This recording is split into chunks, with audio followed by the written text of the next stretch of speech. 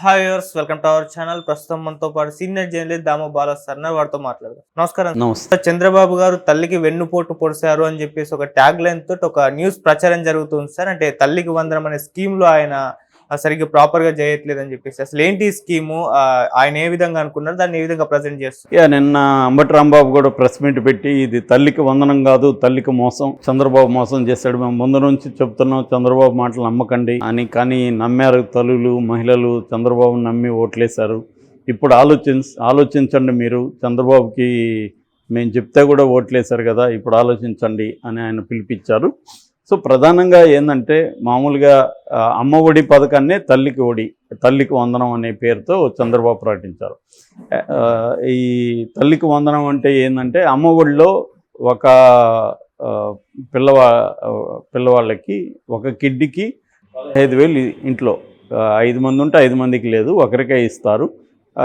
So దానికి కొన్ని rules పెట్టారు. 75% అటెండెన్స్ ఉండాలి, తర్వాత వైట్ రేషన్ కార్డు ఉండాలి, ఇలాంటి కొన్ని కండిషన్లు పెట్టి, అంటే నిజంగా పేదవాళ్ళకే ఇది అందాల అనే ఉద్దేశంతో జగన్ పెట్టిన స్కీమ్ అది కంప్లీట్గా పర్ఫెక్ట్గా జరిగింది.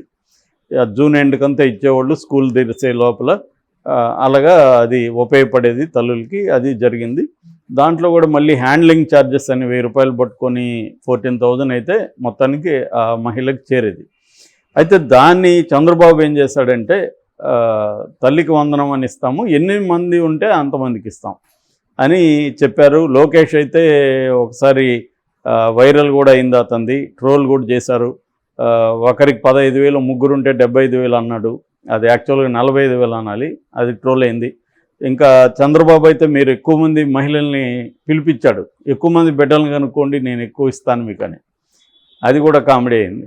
ఆ తర్వాత నిమ్మల రామానాయుడు, ఇప్పుడు ఆయన మినిస్టర్, ఇరిగేషన్ శాఖ మంత్రి, ఆయన వీడియో కూడా ఒకటి బాగా వైరల్ అయింది. ఒక బిడ్డను చూపించి నీకు 15,000, నీకు 15,000, నీకు 15,000 అని అందరికి చెప్తున్నాడు. ఆ వీడియో కూడా వైరల్ అయింది.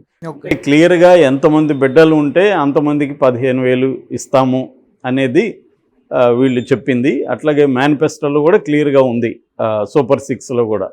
సో ఇది ఖచ్చితంగా మహిళలకు పనిచేసి ఉంటుంది. ఎందుకంటే ఇవాళ ఎవరు సింగిల్ చైల్డ్ అనేది ఎక్కడో అర్బన్లో కొంతమంది ఉంటారు తప్ప, ఎక్కువగా మినిమం 2 అయితే ఉంటారు పిల్లలు, ఇంకా 3, 4 పెట్టుకునే వాళ్ళు కూడా ఉండారు ఇంకా. సో మినిమం 2 ఉన్నప్పుడు 30,000 వస్తుంది కదా, 15,000 జగన్ ఇచ్చేది. అలాగే ఇతను అన్నీ కూడా చంద్రబాబు జగన్ ఇచ్చేవాడికి అడిషనల్గా ఇస్తానని చెప్పాడు.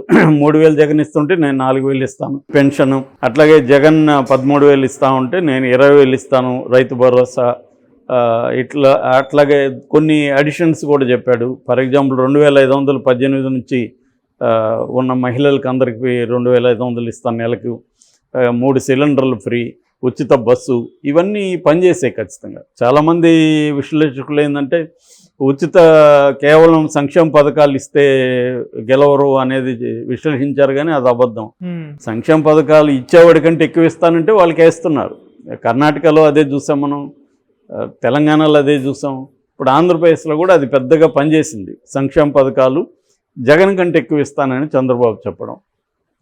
యాక్చువల్గా చంద్రబాబు కానీ, తెలుగుదేశం కానీ, తెలుగుదేశానికి సంబంధించిన మీడియా కానీ, మేధావులు అందరూ కూడా జగన్ని తీవ్రంగా విమర్శించింది సంక్షేమ పథకాల విషయంలో. సంక్షేమ పథకాలు లేదా వాళ్ళు అది కూడా మాట్లాడరు, ఉచిత పథకాలు, లేకపోతే బటన్ నొక్కి డబ్బులు పంపిస్తే ఆంధ్రప్రదేశ్ శ్రీలంక అయిపోతుంది, వెనుజులా అయిపోతుందని ప్రచారం చేశారు. మళ్ళీ అదే చంద్రబాబు అంతకంటే ఎక్కువ ఇస్తానని హామీలు ఇచ్చినప్పుడు మళ్ళీ ఈ బ్యాచే మళ్ళీ సపోర్ట్ చేశారు. ఎందుకంటే సంపద సృష్టిస్తాడు ఈయన. ఇప్పుడేమో సంపద సృష్టించలేదు, కానీ సంపద సృష్టించడానికేమో పరిశ్రమలు రావట్లేదు, మళ్ళీ జగన్ కారణం చూపిస్తున్నారు. రెండవదేమో అప్పులు, ఆర్థిక పరిస్థితి బాగాలేదు, అప్పులుగా ఉందని శ్వేతపత్రాలు రిలీజ్ చేస్తున్నారు. అప్పులైందని కొత్తగా ఇప్పుడు నీకు తెలియడం ఏంటి? సెంట్రల్ గవర్నమెంట్ ప్రతి రాష్ట్రానికి సంబంధించిన అప్పుల జాబితాని రిలీజ్ చేస్తుంది. అందులో ఆంధ్రప్రదేశ్ ఒక 6వ 7వ ప్లేస్లో ఉంది మొత్తంగా అప్పులు ఉండేది రాష్ట్రాల్లో. అన్ని రాష్ట్రాలకు అప్పులు ఉంటుంది, దేశాలకి అప్పులు ఉంటాయి. కాకపోతే ఏంటంటే ఆ అప్పు తెచ్చిన డబ్బుల్ని ఏం చేస్తున్నారు అనేది ఇంపార్టెంట్. సో ఇది విమర్శించి గతంలో, ఇప్పుడు అంతకంటే నేను ఎక్కువ ఇస్తాను, అందుకని జగన్ క్లియర్గా చెప్పాడు కదా, నేను ఇచ్చేవాడికి 70,000 కోట్లు అవుతుంది సంవత్సరానికి, చంద్రబాబు ఇస్తానని చెప్తున్న వాడికి 1,50,000 కోట్లు అవుతుంది అని జగన్ క్లియర్గా విత్ డేటా చెప్పాడు. పోనీ జగన్ ప్రతిపక్షం కాబట్టి అతను చెప్పింది అబద్ధం అనుకుంటే మింట్ లాంటి పత్రికలు కూడా అనలైజ్ చేసి 1,20 కోట్లు మినిమం 1,20 కోట్లు మినిమం అవుతుంది చంద్రబాబు హామీలు కానీ తేల్చాయి. అంత అవసరం లేదు, కామన్ మ్యాన్కి ఎవరికైనా అర్థమవుతుంది. ఎందుకంటే జగన్ ఇచ్చేవాడికి ఈయన ఎక్కువ ఇస్తున్నాడు, సో జగన్ ఇచ్చే అమౌంట్కి ఎక్కువ వేసుకోవాలి కదా, క్లియర్గా తెలిసిపోతుంది కదా. కానీ కొంతమంది తెలుగుదేశం వాళ్ళు అప్పుడు కూడా ఏమనుకున్నారంటే ఈయన మావాడు చెప్తాడు కానీ ఇవ్వలే కాబట్టి సంక్షేమ పథకాలు పెద్ద విషయం కాదు అనేది లైట్ తీసుకున్నారు. సో ఇప్పుడు అదే జరుగుతుంది. ఇప్పటి వరకు ఇవ్వలేదు. ఇప్పుడు ఒక జీవో నెంబర్ 29 రిలీజ్ చేశారు. జీవో నెంబర్ 29 బయటకు వచ్చింది. అందులో క్లియర్గా ఏముందంటే పిల్లలు ఉన్న తల్లికి ఈ 15,000 వస్తుంది. దీనికి ఆధార్ కార్డు సబ్మిట్ చేయాలి. ఒకవేళ ఆధార్ కార్డు లేకపోతే ఆధార్ కార్డుకి అప్లై అన్నా చేసుకుని ఉండాలి. అప్లై చేసుకుంటే దాదాపు 10 రకాల కార్డులు అంటే పనిచేస్తాయి. అంటే ఫర్ ఎగ్జాంపుల్ ఓటర్ ఐడి కావచ్చు, లేకపోతే రేషన్ కార్డు కావచ్చు, ఇలాంటివి 10 రకాల కార్డులు పనిచేస్తాయి. కానీ ఆధార్కి అయితే అప్లై చేసి ఉండాలి. అంటే ఆధార్ అనేది రాను కంపల్సరీ. ఆధార్ ఎందుకు చేస్తున్నారు అంటే ఒక ఫ్యామిలీకి ఒకటే ఇస్తున్నారు అనేది క్లియర్గా తెలుస్తుంది. ఎక్కడ కూడా జీవోలో ఎంతమంది పిల్లలు ఉంటే అంతమందికి అని చెప్పట్లేదు, పిల్లల గురించి చెప్పలేదు, తల్లికి ఇస్తున్నారు, బిడ్డలకు కాదు ఇక్కడ. అది క్లియర్గా ఉంది దాంట్లో. అంటే క్లియర్గా చంద్రబాబు తను ఇచ్చిన హామీని తొంగలో దొక్కేశాడు, వెనక్కి వచ్చేసాడు అనేది తెలుస్తుంది. మళ్ళీ జగన్ ఇచ్చిన స్కీమే జగన్ పద్ధతిలోనే ఇస్తున్నారు. దానికి అడిషనల్గా బీపీఎల్ అంటే బిలో ద పవర్టీ లైన్ ఉన్న వాళ్ళకి అనేది మళ్ళీ ఇంకో క్లాజ్ కూడా దీంట్లో యాడ్ చేశారు. అంటే జగన్ ఇచ్చేదాన్ని కూడా వీళ్ళు ఏరువేత కార్యక్రమం అనేది చేయబోతున్నట్టుగా మనకు అర్థమవుతుంది. అది కూడా ఇప్పుడు జూలై కూడా ఈరోజు జూలై 12 ఇప్పటి వరకు డబ్బులు రాలేదు, ఎప్పుడు ఇస్తారో కూడా దాంట్లో ఏమీ మెన్షన్ చేయలేదు.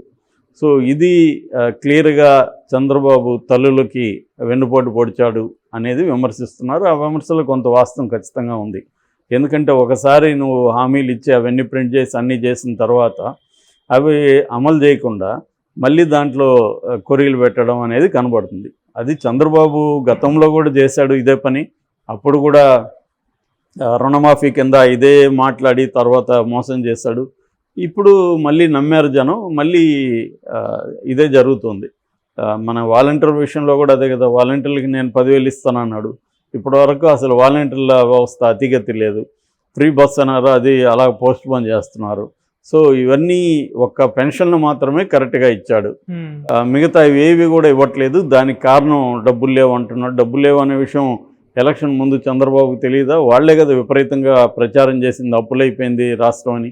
మరి అంత అప్పుల్లో ఉన్న రాష్ట్రాన్ని అప్పులు ఎలా తీరుస్తాము? మళ్ళీ కొత్తగా ఈ హామీలకి 1,20,000 1,30,000 కోట్లు ఎక్కడి నుంచి తెస్తామనే అండర్స్టాండింగ్ లేకుండానే హామీలు ఇచ్చారా? సో ఈ ప్రశ్నలన్నీ వస్తాయి. ఆల్రెడీ వాళ్ళే తెలుగుదేశం మీడియా కూడా దీని మీద కొంత నెగిటివ్గానే మాట్లాడుతుంది. ఎందుకంటే అన్నీ కూడా వాళ్ళు సమర్థించలేరు కదా జనాల్లో. సో ఇది జగన్ వైపు నుంచి కూడా వైసీపీ నుంచి కూడా విమర్శలు మొదలైనవి. ఈ పథకాలను మీరు అసలు ఇస్తారా అని. సో ఇది బేసిక్గా జరుగుతుంది. సో ఇది మరి పవన్ కళ్యాణ్ ఏమో అన్నిటికీ నేను హామీ, దీనికంతా నేను హామీ అన్నాడు. ఇప్పుడేమో పవన్ కళ్యాణ్ సైలెంట్గా ఉన్నాడు. తాను ఒక సాధారణ మంత్రిలాగా అతను పనిచేసుకుపోతున్నాడు తప్ప ఎక్కడా కూడా గతంలో తాను హామీలు ఇచ్చింది నేను గ్యారంటీ అని జనాలకి ఇచ్చాడు. నిజానికి అది బాగా పనిచేసింది. చంద్రబాబు మీద నిజానికి జనాలకి నమ్మకం లేకపోయినా పవన్ కళ్యాణ్ చెప్తున్నాడు కదా, పవన్ కళ్యాణ్ హామీ ఇస్తున్నాడు కదా అనేది చాలామంది నమ్మారు. ఎందుకంటే పవన్ కళ్యాణ్ ఇంతకుముందు ఎప్పుడూ వాళ్ళు చూడలేదు, అధికారంలోకి వచ్చినాక ఎలా ఉంటాడు. ఇప్పుడు వాళ్ళకి పవన్ కళ్యాణ్ స్వభావం కూడా అర్థమవుతుంది. ఈయన ఒక అంతకుముందు పులిలా గాండ్రించేవాడు, ఇప్పుడు పులిలా సైలెంట్ అయిపోయాడు. ఎక్కడ రాష్ట్రంలో ఏ అరాచకాలు జరిగినా అతను ఏం మాట్లాడట్లేదు. తన దాకా ఏమన్నా వస్తే, తన కిందకి వస్తే తాను దానికి చేయడానికి ట్రై చేస్తున్నాడు. అంతవరకు పవన్ కళ్యాణ్ మెచ్చుకోవాలి. తన నియోజకవర్గంలో రోడ్లు వేయడం కావచ్చు, అభివృద్ధి కార్యక్రమాలు కావచ్చు, తన శాఖల్లో సీరియస్గా పనిచేయడం కావచ్చు, అంతవరకు ఓకే, నో ప్రాబ్లం. కానీ అది కాదు కదా అతని రోలు. అతని రోల్ ఏంటి? ఈ హామీలు అమలు చేసేట్టుగా చూసుకోవడం, చంద్రబాబు ప్రభుత్వం సక్రమంగా పనిచేసేట్టుగా చూసుకోవడం, గతంలో జగన్ని ఏ విషయాల్లో విమర్శించాడో అదే పద్ధతిలో పనిచేయకుండా చూసుకోవడం, ఇవన్నీ పవన్ కళ్యాణ్ చేయాలి. అవేమి చేయట్లేదు. సో ఏం జరుగుతుందనేది చూడాలి. Okay sir, thank you so much sir.